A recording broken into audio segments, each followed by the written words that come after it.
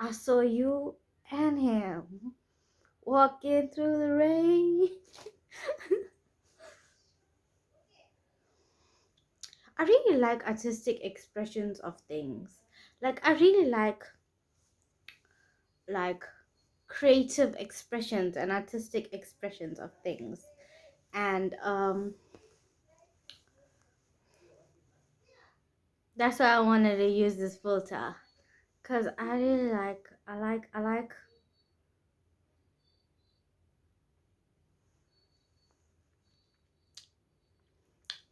this kind of thing. I really like this kind of thing. I don't like creativity like this is not commercializable unless there's promotions. But but like I guess like for anything to be commercializable, you have to promote. Like you have to promote just to make a thing work, regardless of whether you're in business or what kind of business you're in, whether it's creative or a retail based business or like a service based business or a customer facing business or a B2B business. The entire thing, the entire premise is promotion. And like, since your entire premise is promotion it's like I always tell people, like, think about the marketing first, and then your product, and then whatever you're trying to sell, if you want to be economically viable. If you're doing this business or doing your creativity just to express yourself, or just to get stuff off your chest and out of your soul, then you can be as creative and expressive as you want, because it's for yourself, it's for yourself. But if you try to commercialize it, you can still commercialize it, but you can't expect people to like it or people to want to buy into it or invest into it. Yeah? So I always tell people, like, think of the marketing first. Think of the creative market. Have an entire marketing plan first, and then you come with your product and idea. Excuse me. If you want to make money. If you want to make money. Yeah. I feel really, I feel really fragile. Like, I feel so fragile. I feel fragile. I'm sorry, that's disgusting. I feel fragile. I feel too sensitive. Like, too sensitive. Yeah. Like, too sensitive. I found this. It's a lighter. It's so cute. It's a light blue. So cute. I don't hit the Zata no more. But I have like 10 lighters somewhere. And it's all full because I never used it. I just kept buying lighters, like, and I never used it. It's like, I'll use it for something. Let's see the flame.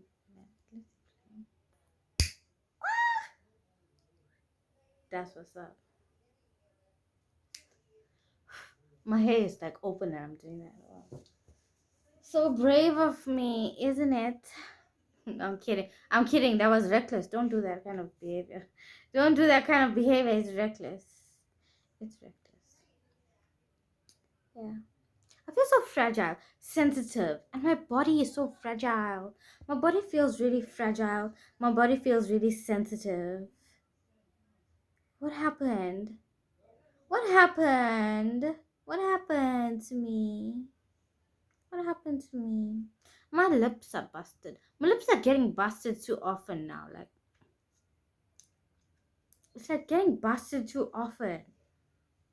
I don't know why. Like, maybe I'm just like really dehydrated or something. But it's not fun. It's not fun. It hurts. It hurts when I do that. It hurts. Yeah. Yeah. Like, I was thinking about why I'm like, like sometimes like I get like I try to figure out why I am the way that I am. It's so weird, but I mean, it's funny. It's funny, but it's like fun, but it's like weird. You're gonna enjoy it. It's like I'm forcing you to enjoy it. Yeah, so it's like thinking about why am I so antisocial? Why am I being so antisocial? And like I don't want to be antisocial. And then I had to think about the fact, like, why am I so antisocial, right? So ignore all that. Like, so the fact that I'm antisocial is because I am deeply, let me look, where is the camera? I keep forgetting to look there. Like, it's because antisocial, because I am deeply terrified of people. I am deeply terrified of people. That's why I'm antisocial. It's like I've never I've never I never felt like the safety, like, maybe just cause, like, struggle life, okay, struggle life, okay, struggle life, okay, struggle life. So maybe because I've never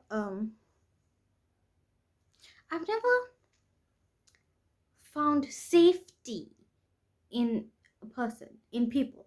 I've never found safety here. Sorry, that's disgusting. Sorry. Here, it's like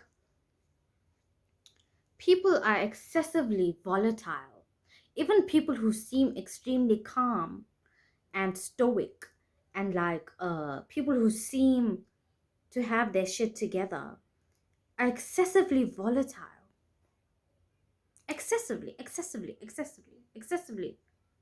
I know my eyes are like it's making me dizzy too. People are excessively volatile, even though they seem calm. So you cannot find safety in a person. And I think that's what contributes to me being antisocial too. Because and being terrified of people, because of the volatility. The volatility is insane. They're not the same person tomorrow. They won't be the same person tomorrow. They won't be the same person if you say something wrong to them, they think is wrong to them. They cannot engage in debates and discussions without being excessively emotional to the point of rage and acting out in violence. And I'm not the only one who noticed it. There are several academic studies that have noticed this. And let me bring some up now to prove my points. Let me bring some up now to prove my points, because people think I'm over exaggerating, or I'm the one, like, I'm making excuses to not be social, and I'm making excuses to just be by myself all the time. That's it, sorry. To just be by myself all the time, and that's not the case. That's not the case. That's not the case. Yeah. Like, I feel like here, like, in a struggle life, like, people have too much turmoil inside. People have excessive turmoil inside. Like, they don't know how to handle their emotions. We already know that. We established that already. Like, they don't know how to handle their emotions, right? And they can't manage self or regulate self, right? And at the same time,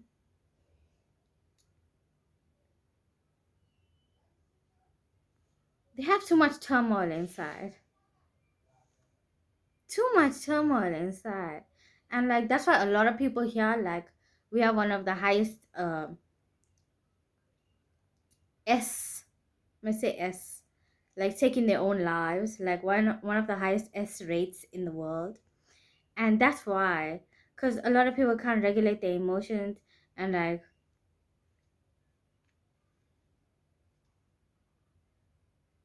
people who are in positions to be morally excellent are not anywhere close to being able to handle their emotions at all. They're too violent.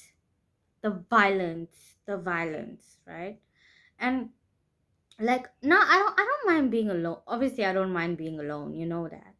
And like, I do feel safe. I feel much safer alone. Like, I only have to deal with my emotions and whatever I got going on, and I can come on the internet and talk about my problems, and like come on the internet and talk about my emotions and stuff. And like, but I don't want to be so terrified of people anymore. Like, I don't want to be so terrified of people. Like, I'm a warm person inside. Like, I'm a warm person inside. Like, I want to love on people, and I want to see people do well in life, and I want to help people, and I want to, like, I want to like uplift people, and like I want to also want to be, and I want to celebrate people. And I think we're gonna do this on this channel. I think let's do that. Let's celebrate people that we like. Let's celebrate people who have moral excellence and who have like quality work, and celebrate people who we find who create beautiful things. Let's celebrate people who create beautiful things for us. I think let's do that. And like, my thing is, okay, since I like sing a lot, I sing tunes a lot sometimes here. Maybe it can be like musicians that we start with and celebrate their work, because I'm very into like beautiful sounds. I'm so into beautiful sounds, bunnies. Like, beautiful sounds. Like, music is a friend. Like, music is a friend, and like I want to get the best out of music, and like I really like beautiful sounds and people's voices who I find is so beautiful, and it makes you feel beautiful inside. Like Anita Baker, her voice, doesn't it make you feel beautiful inside? Like, that's what I want to talk about. Let's do that. Let's uplift people who create beautiful things for us. Hmm? Hmm? A lot of people have turmoil inside, and we are not those people, and we will never be those people if we keep uplifting, if we keep focusing on finding beautiful things and staying antisocial and staying away from all the people. Yes, that's why I'm like deeply terrified of people. It's like all people, and it's like you constantly have to be watching people's actions and watching people's reactions. And like, I'm constantly like, if especially with strangers and stuff, even like people that I know too, because anyone can switch, right? And it's like even around strangers and stuff, you have to constantly be watching if they like switch their emotions, because as soon as people switch their emotions here, it turns into violence. It turns into violence. And there was a shootout yesterday, 2 days ago. Like, every day there's like shootouts and stuff, but like, it's like, here, like, everybody loves alcohol, so like everybody gets together in these parties, like parties, informal parties, and when people drink excessively, they get excessively violent, and that's when like the shootouts happen, the stabbings, and like, drinking is a form of socializing here, and I can't do that because people get like really violent. So I can't do that. I can't put myself in danger like that. I can't put myself in that kind of situation. And plus, I don't like the music. I don't like the excessive drinking, and people vomit. And they vomit, and they do all kinds of things. And I don't like that. I don't like that. So that's why I can't like socialize. Because everywhere you go for socialization is alcohol. And I don't like that. I don't like that. So, and then it's worse because it's alcohol, and then they can't handle their emotions, and they can't handle their liquor, and they fight, and they stab each other, and they shoot out. There's shootouts, and it's like, I don't know. It's not for me. It's not for me. So that's why I'd rather be here with y'all, making YouTube videos, trying to find beautiful things in the world, and learning, learning beautiful things, learning that there's more to life than the volatile people. Like, I haven't been able to find safety in people. And like, I don't know if I could ever. I don't know if that's a thing. I don't know if that's a thing. I don't know anyone who conducts themselves in a way that is commendable in real life. In like, in real life. Yes, okay, people get angry sometimes or whatever. But like, I'm sure there's a healthy way to deal with anger than stabbing somebody. Isn't there? Isn't there?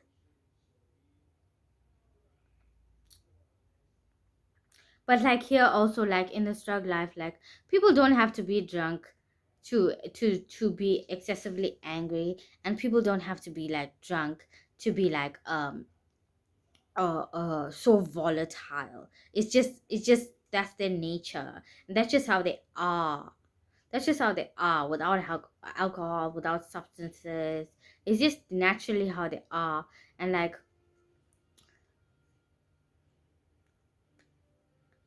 but it's increasingly likely to happen when they drunk and like on substances. But it happens outside of that too. But it happens outside of that too.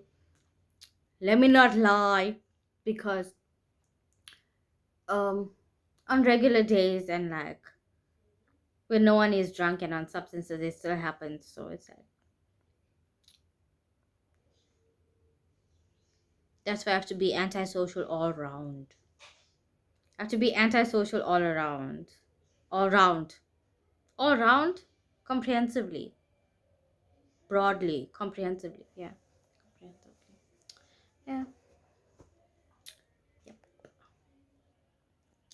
So I found this article and it says in 2018 this place was listed as one of the most violent and dangerous places on earth and getting worse. So I'm not the only one who noticed it. There's an entire article about it, right? And it says South Africa has a long history of violence. It was used as a tool of power and governance by colonialists to repress and control the indigenous people. Uh, the apartheid, da da da, violence, da da da, control, da da da. We know that. It says a culture of violence is hard to stop. So, what gives me the balls to stop that shit? What gives me the balls to stop that shit? It says, but hey, that shit ends with me. I will be the first. I'm so used to being the first and only. Like, I don't know. I'm so used to being the first and the only and being alone in what I believe. Because people look at me funny because I don't socialize and I don't I don't drink alcohol. Even when I used to drink alcohol, it wasn't to excess like that. I never vomited and like, did all kinds of things. Um, yeah. And like, people look at me funny, but I'm used to being the only one. I'm used to being the first and only one, of having these opinions and standing on it and standing on it. I'm used to it. I'm used to it. So yeah, going against status quo, defying everything, defying everything. Basically, I like that. I like that angle. Defying everything, going against would what you call it, like long-standing beliefs, going against long-standing beliefs alone, being the only one. I'm used to it. I'm used to it. I'm used to it. Ow. Ow. I'm digesting like Milo. I don't know, I feel so sensitive and fragile. Maybe because I feel sensitive and fragile emotionally, like my body is feeling so sensitive and fragile. Emotional, physical connections. Yeah. So it says such a culture of violence is hard to stop. This is from Safer Spaces. What's Behind Violence in South Africa? A sociologist perspective in 2023 by Lindy Heineken. How ironic. I was talking about alcohol and this lady's name is Heineken, from Stellenbosch University. So she says, such a culture of violence is hard to stop, especially when it has become a legitimized and institutionalized form of coercion. Wow, that was a long sentence, but a lot of big words. So it's legitimized and institutionalized form of coercion. South Africans are living with this legacy. Like, do you ever think of legacy as something so decrepit? When you think of legacy, it's always positive, isn't it? Well, it's supposed to be positive. A legacy of of excellence, a legacy of impactfulness, a legacy of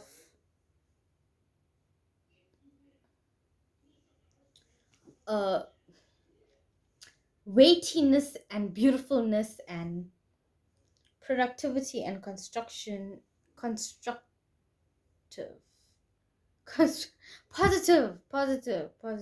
positivity. I kind of feel hot, but I kind of feel cold. I think I have a fever.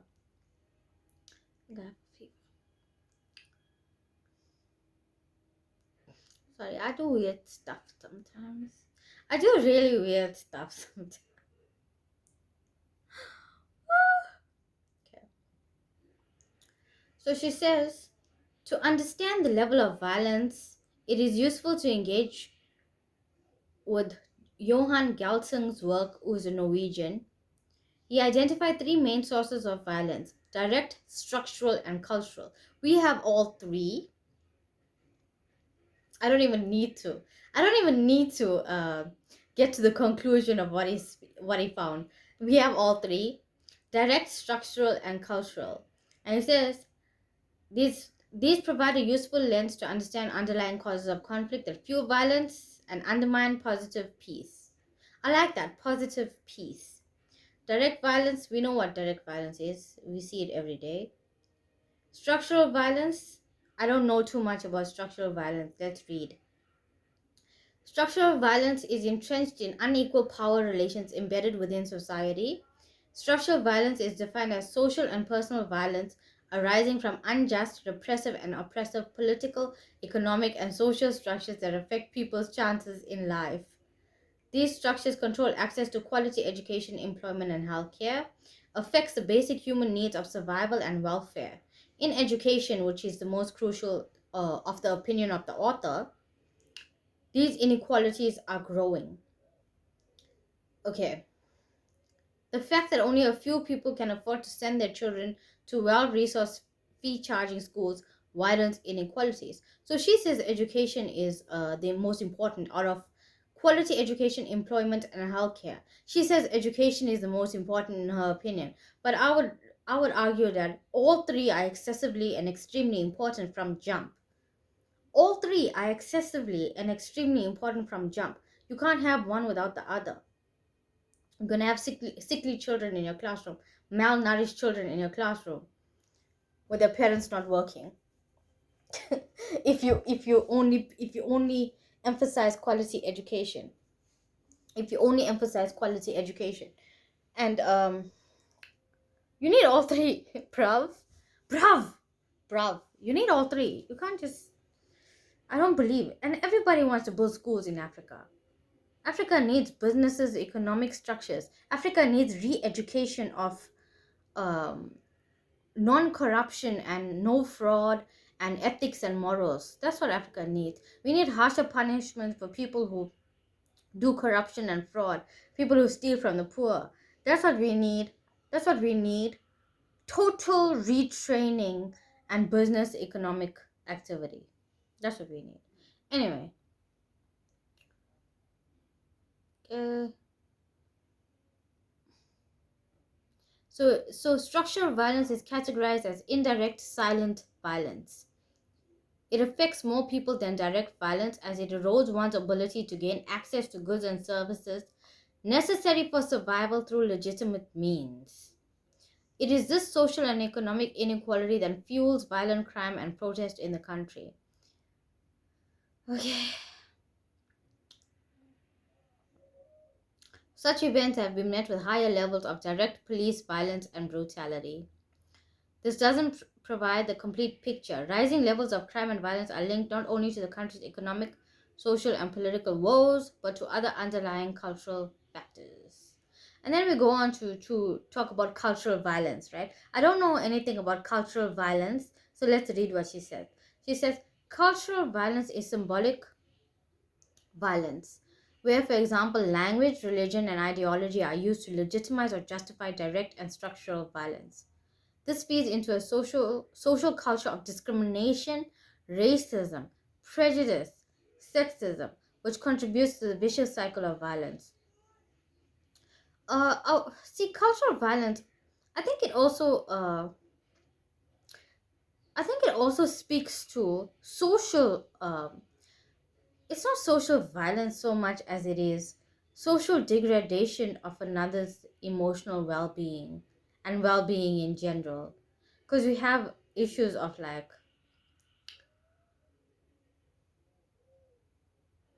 people not having a healthy mind or healthy emotions, and it leaks off of them. So it says this is reflected, cultural violence we're talking about now, right? This is reflected in the high levels of sexual violence and systemic institutionalized patriarchy that foster the culture of violence against women. Now we have violence all around, right? So yes, there is excessively high GBV and femicide, right? But we also have the opposite, where men are killing men and women are also killing men. So it's violence all around. It's just excessive violence, right? But obviously, because I'm a girl, it's like GBV and femicide is my like one of is also added onto the list of concerns, list of concerns for safety, right? In addition to the regular violences and the other crimes. Motherfucker, I couldn't get the word out. Crimes, right? So it says cultural violence is strongly influenced by prevailing attitudes, beliefs, and messages that surround people in everyday life. A culture has developed in the country where direct violence is seen as the most effective means to respond to conflict. I just told you that. I just told you that.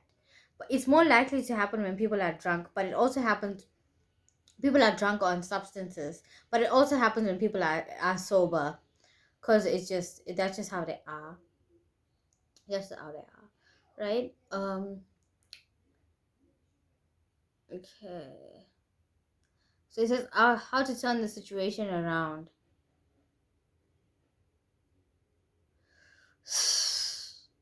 She says, this is hardcore. She says, seeking to suppress violent crime in South Africa through the threat of direct violence by the state, such as deploying the army to combat gangsterism in the Western Cape, is not the solution. Yo, let me tell you what happened, right? So, I think it was, like a few months ago, last year. Yeah, so last year, like in an area close to mine, we had gang violence, like excessive gang violence. And like because like the area that those people live in, there's apartments. So in those like there's multiple apartments. So in those apartments, like elderly people live there, people who are retired and they're elderly and they live there. And like older people, they can't move fast and stuff. And that's where the gang violence was taking place.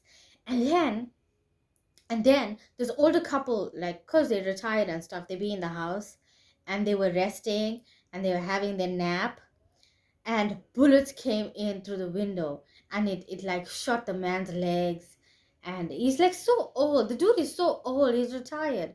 And they shot the man's legs, and people in the apartment complexes um couldn't come outside at all for like a few days because the gang violence was so bad and bullets were just so that's how bad it was. Like, it was really insane.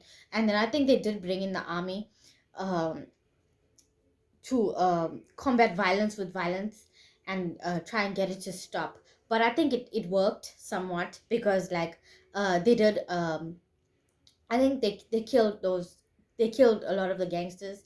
So it seems quiet now because I didn't hear anything about it. So yeah, yeah, that's what happened. But it worked though. It worked though, I guess. I guess it worked though. Yeah. Okay, so it reinforces the notion that violence is to be met with violence without addressing the deeper underlying structural and cultural issues that perpetuate conflict. People's minds are deeply traumatized here.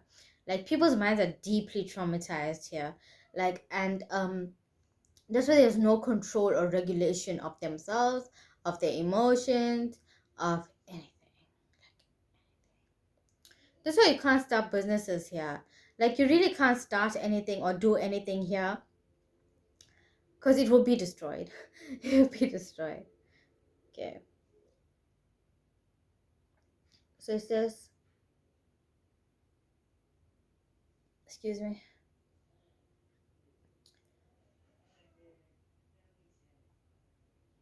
Okay. Yeah, so she gave a conclusion saying that we need to sort out this problem.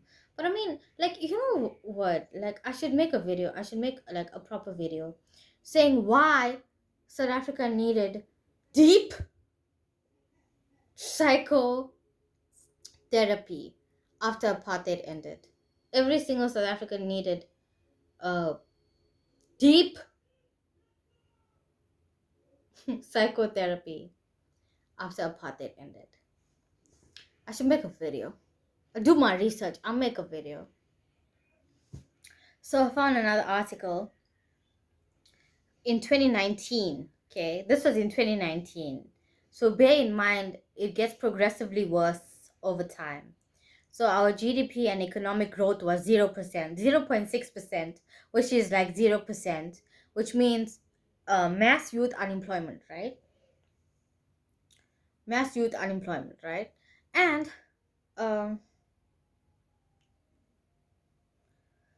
I feel hot, kind of.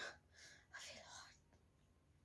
Yeah, mass youth unemployment, and means that high violence, like violent crime is gonna increase because everybody is angry because you can't do anything, and everybody's angry because you just can't do anything, and like the unemployment rate is so high. It's like, what's the point sending CVs to people because you're not gonna get hired anyway. So yeah, nobody understands. Nobody understands the situation. So this is by John Lamola. He says violence is born out of our ever festering collective psychosis. Ever festering collective psychosis. That's loaded. That we need to decipher what that means. Curbing it requires us to face our colonialism induced dysfunctional national identity. I just told you that we need psychotherapy. Everybody in the country needed psychotherapy after apartheid ended. Everybody. In addition to redistribution of finances. We have I think I posted it on my status. I posted it on my post that we have a deep inferiority, especially women here. Women here, we have, well, no, okay, not we, like, okay, I'm breaking out of it. I'm breaking out of it. We have deep inferiority issues. Yeah, I'll investigate though. I'll investigate though. Like, I'll investigate. Always say like I'm like a dude. Because I will not be. Because I fight back. That's why. That's why.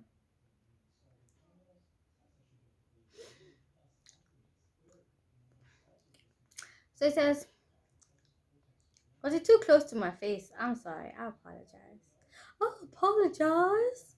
I apologize. Okay. So there's a quotation marks here. It's asking a question rhetorically. It says, why are South Africans such a violent people? And it says, John says, I remember overhearing this question in a crowded bar in Lusaka, Zambia in 1990. So people have been asking this question since 1990. 1990?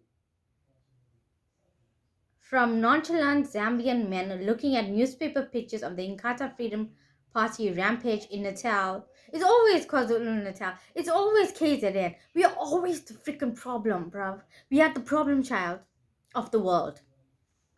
KZN. KZN. We are the problem child of the world. And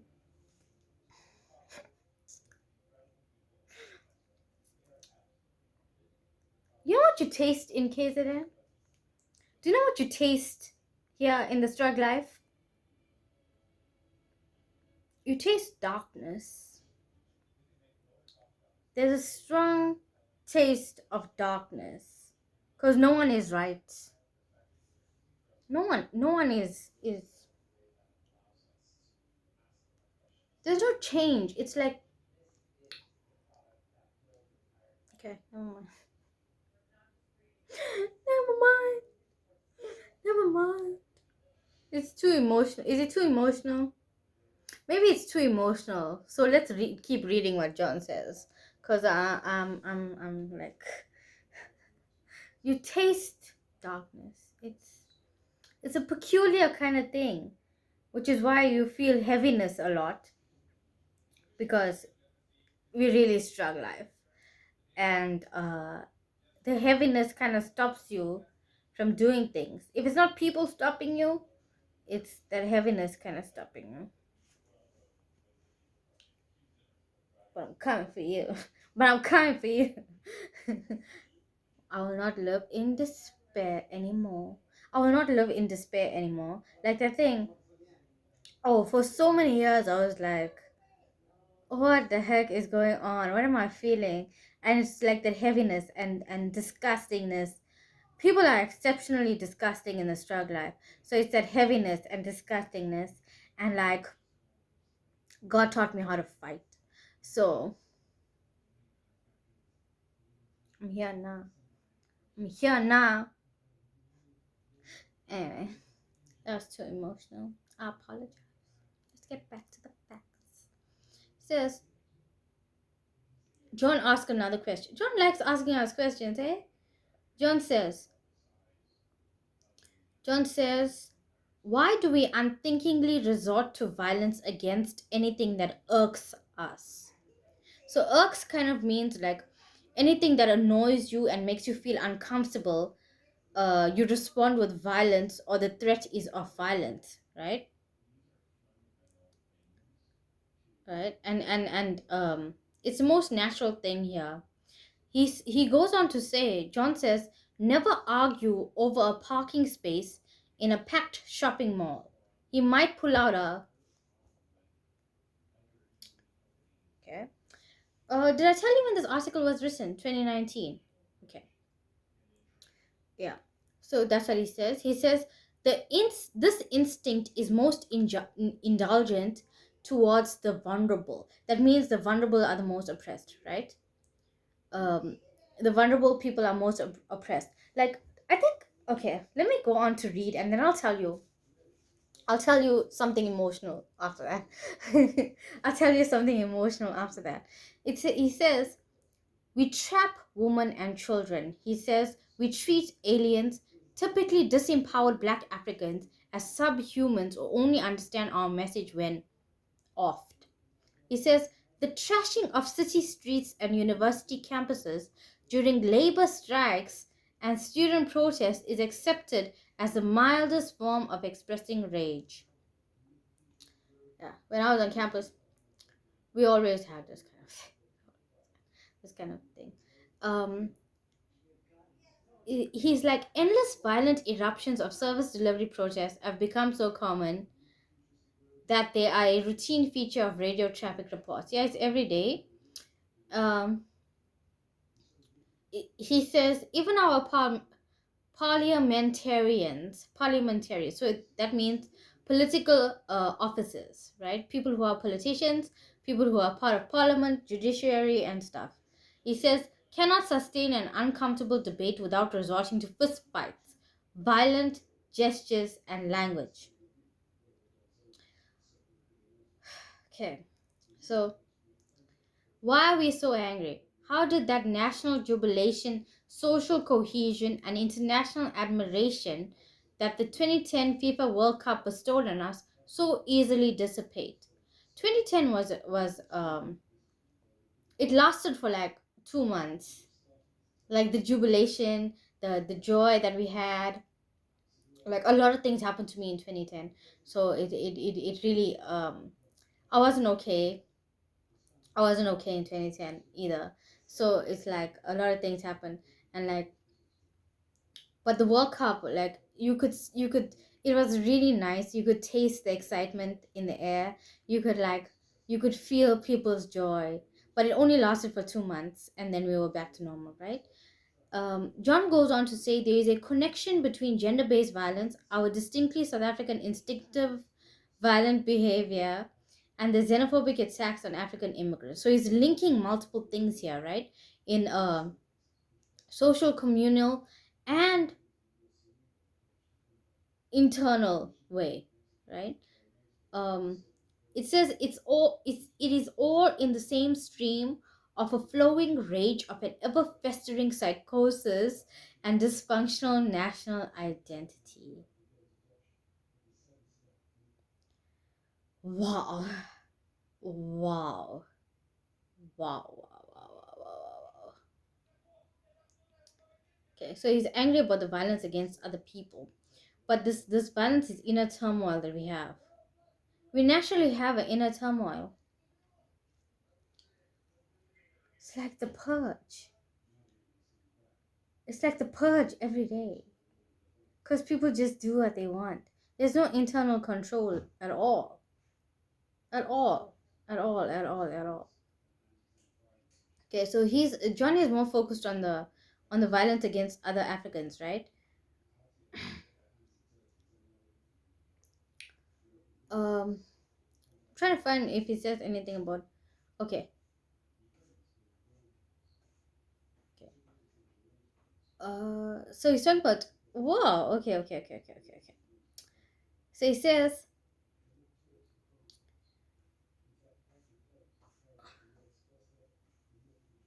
so he pinpoints saying non-African South Africanness is the nature of what is wrong with us.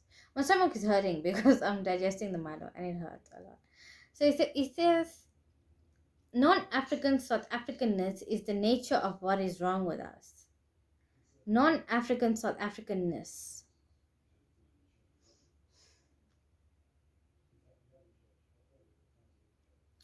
I don't know if that's the actual problem. I think the problem is internal. It's excessively internal. Because his approach is collective, right? And that's fine, but he says there's a discomfort with the Africanness of South Africa. But see, he's only trying to explain the violence against other Africans. South African violence against other Africans is what he's trying to explain. What I'm talking about is the the broader issue of excessive violence towards all people all the time in a culture of destruction,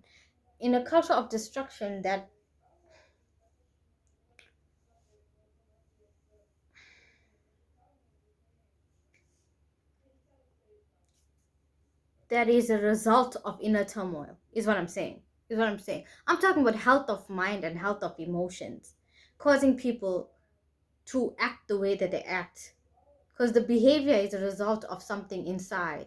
The behavior is a result of something inside. So if you're not okay here, can't self-regulate, can't overcome your personal circumstances and your personal issues, it results in this kind of behavior. So that's what I'm talking about. See, what he's doing is trying to explain this one thing. It's well appreciated because I really love reading his articles. I love how he explains things, but he's picking this one thing.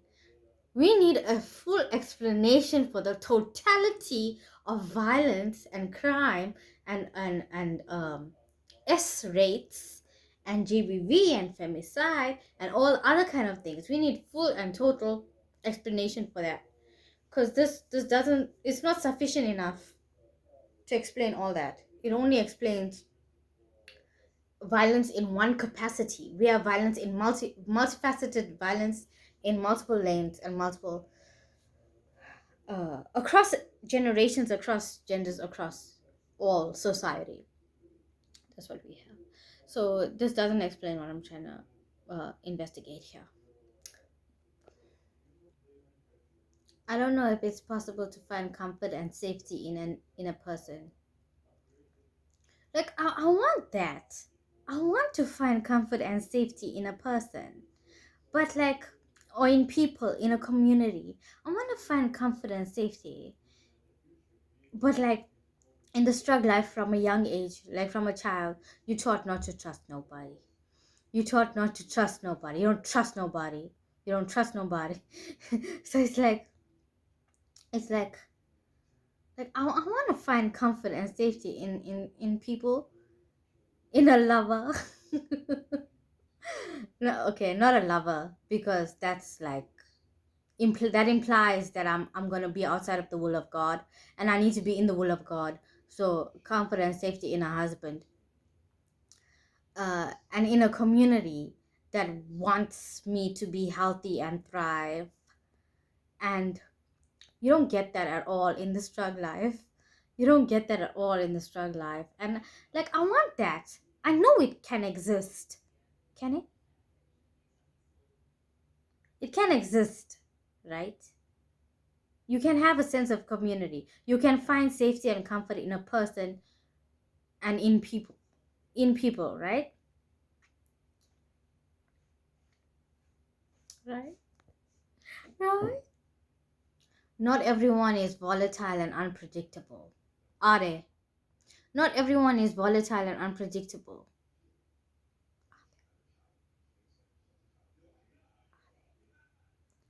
Are they? Are they? Are they? Are they? Are they? Not everyone is. You can't really connect, is what I'm saying. I can't connect to people. Like, this is why I take a position of being antisocial. Because antisocial, I mean, like, I don't want to be around people who are volatile and have turmoil inside and who are unpredictable. Like, I don't want to be around people like that. And in the struggle life, everyone is like that. And I'm sure in the world, everyone is like that. Like, you know how people say 90% of people are good? It's the other way around for me. I don't feel like 90% of people in the world are good. I feel like 10% of people in the world are good. 10%. So I'm looking to find a sense of community in 10% of people in the world. 10%. Excuse me. 10% of people in the world who are not turmoil, who have goodness inside. Who have goodness inside. That's what I want. That's what I want. I was gonna make my point earlier. I feel hot and cold, man. Love me for me is what I'm saying. Love me for the weird stuff. You love me for the weird stuff. Love me for the weird things that I do. Do you love me for the weird things that I do? Yeah, so that's what I'm saying. That's what I'm saying. It's like, back to my point I was making earlier, when John talks about gender-based violence and stuff, it's like, do you know, like, South African people really love R&B. Like, we love, like, I'm not sure if African people, but like South African people really love R&B. Like, totally in love with R&B, soul music, blues music. Like, you don't understand. I think that's the only peace that we have. Like, it's the only form of comfort that we have. It's the only form of peace that we have. Like, R&B music, soul music, like, that's why we're so attached to, like, Anita Baker and, like, Glenn Jones, Lionel Richie. Oh, we love Lionel Richie. Lionel Richie. Like, Lionel Richie. Like, that's why we're so attached to, like, you know, beautiful music. Because it's the only thing that makes us feel beautiful inside. Because life doesn't make us feel beautiful inside. And that's why I said music is like a friend. Music is like a friend. Yeah. You can connect to music. You can't connect to humans here. Can't connect to humans here. I don't know why I did that. That was like weird. Yeah, it's like, you can't really connect to humans here. The other thing about it is that people in Struggle Life are overly critical and analytical, and they're too quick to put you down for anything. It's like me being weird now, and it's like people gonna comment like all kinds of shit wrong with me in real life. They have no sense of like uplifting people. They only degrade you, which is why I can't be social with people, because they only degrade me for pursuing health, for having like a positive mental attitude, for accepting myself for myself, and loving on me no matter what I look like, with freaking hyperpigmentation and shit, and curly hair and big curly hair, and loving on me, and they hate that, and they try to degrade me, and they call me ugly, and they say I'm ugly. Like, look at you, you don't pursue health, you drink like 24 hours, you violent towards your girl, like, I couldn't mean, and it's always the dudes. It's always the dudes like try to degrade me and shit. Like, why are you so threatened that I love me? So threatened that I love myself. Yeah, it is. I think Johnny is right. It is collective psychosis, but not in the way that he's explaining it solely. The way that he's explaining it falls into the bigger problem. You understand me?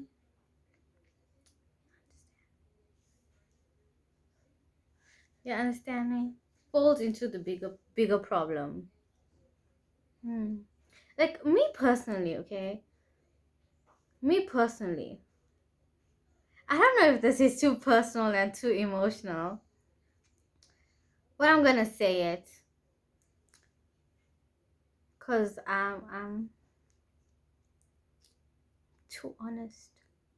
Too honest. I'm gonna say it. It's like, this is like, me personally, I like R&B music.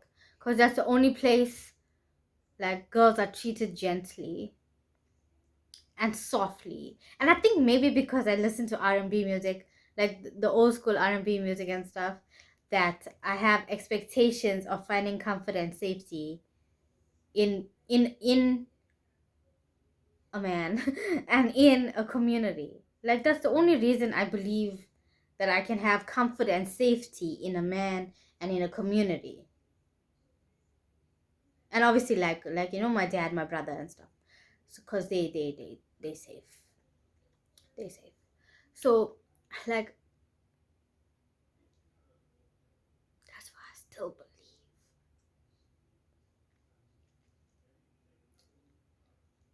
it's a hope against hope.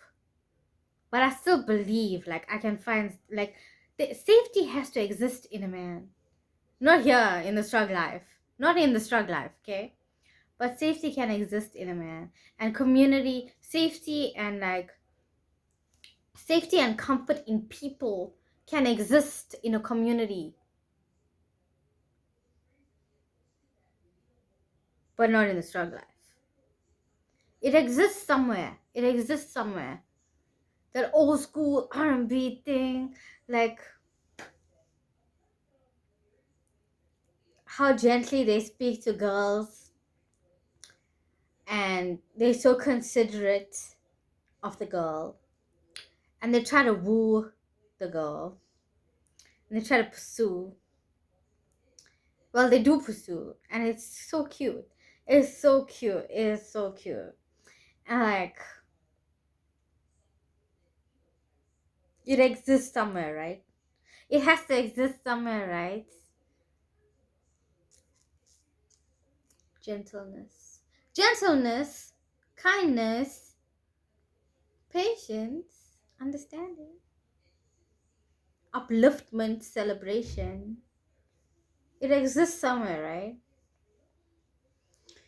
Right now, it only exists in R&B music for me. Regina Bell. Like Regina Bell. Like Regina Bell, like, so beautiful. So beautiful. Yeah.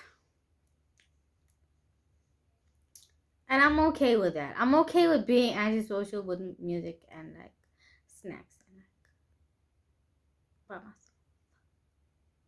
I would rather listen to beautiful music than people with no mental and emotional health.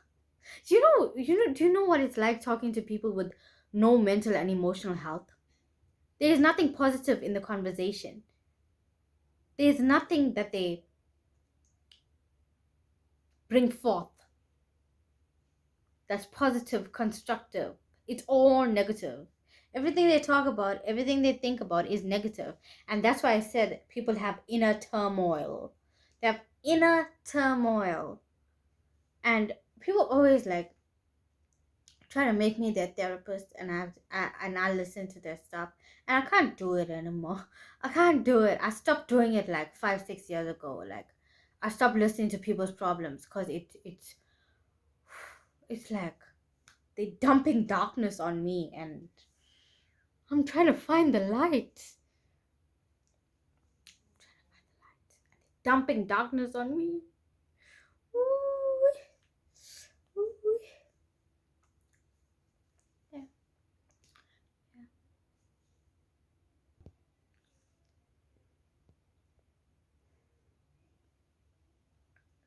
I think I need to have a CBD shot because my body really hurts and stuff.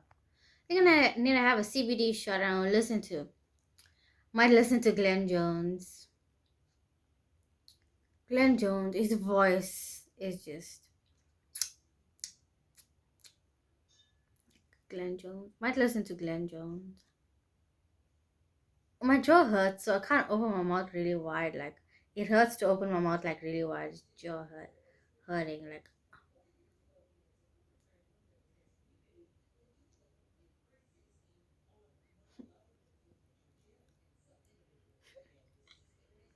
you ever saw somebody eat a chocolate that aggressively?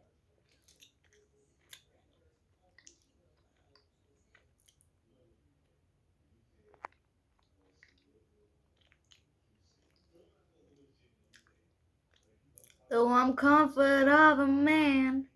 Baby, that's the plan.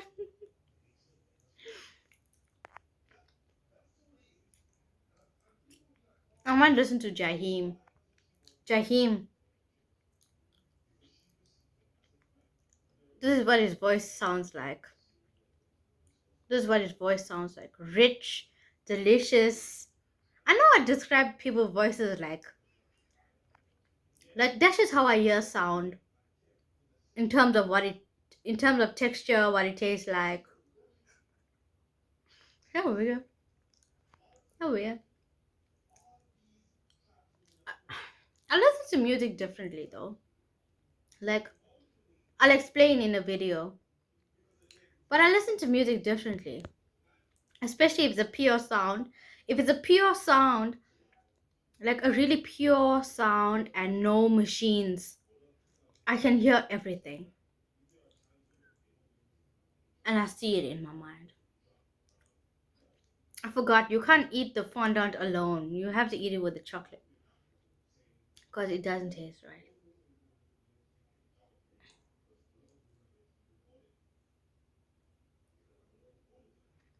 The romance is not over. The romance is not over. That's how I feel like. A community exists for me out there somewhere. A community of kindness and upliftment and positivity. It exists somewhere. The romance is not over. The romance is not over. Well, it's a sad video because the girl who crushed on him didn't get him. Like, it was a sad music video. It's Glenn Jones. It's Glenn Jones sing that song.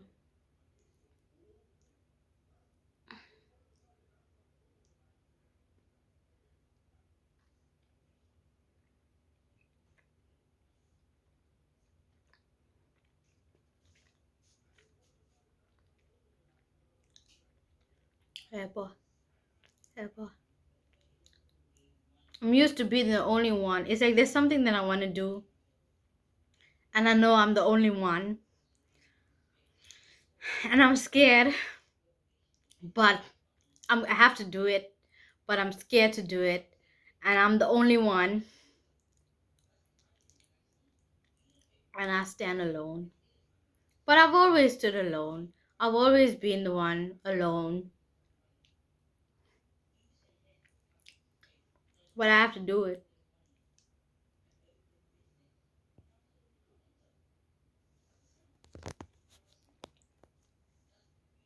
Scared or not, I have to do it. Here I come.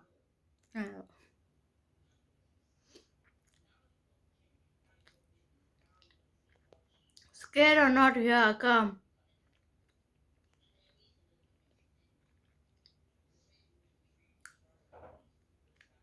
It tastes like old school R&B music. Like,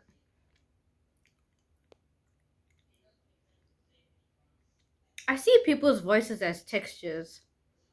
And it's like dessert or drinks. So, it's like, music is like,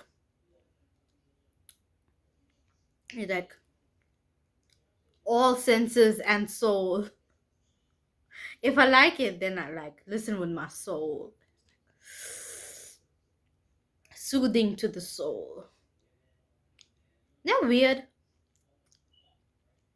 I don't know, I'll make a video. I told you, like, I'm fully leaning into my weirdness. So I'll make a video about that too. Fully leaning into my weirdness. Because I hear music with my soul. I hear music with my soul.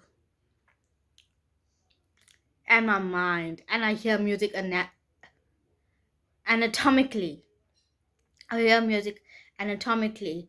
And with my soul. And with my mind. And with my ears. And it's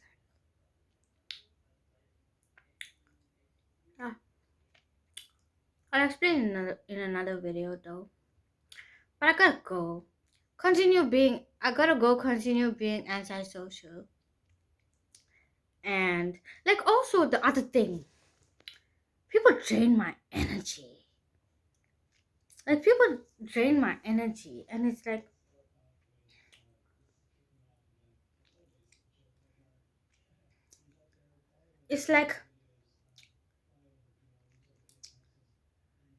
it's like they want from me. It's like I don't know how to explain it, but it's like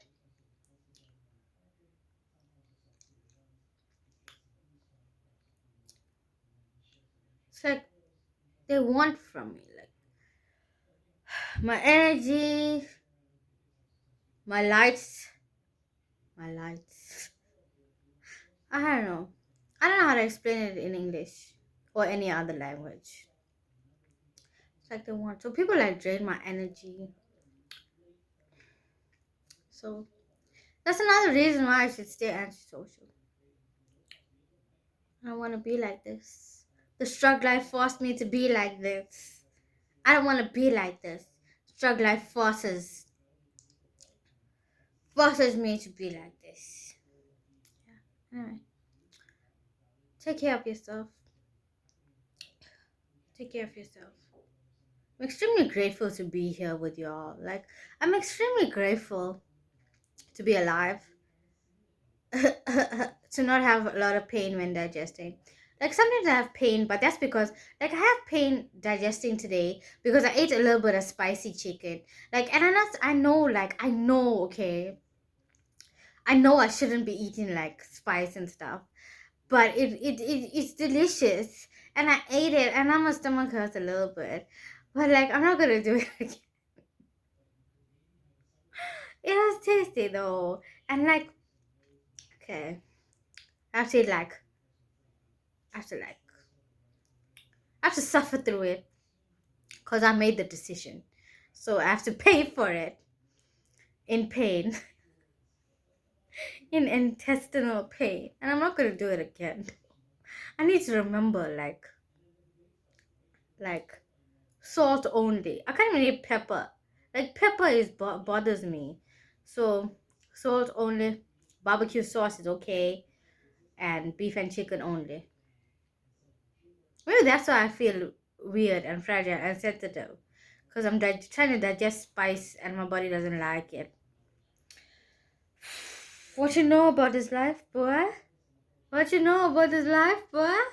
What you know about struggle life, boy? Yeah, anyway.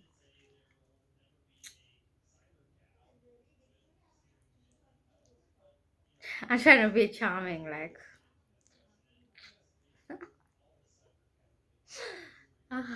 Bye, buddies.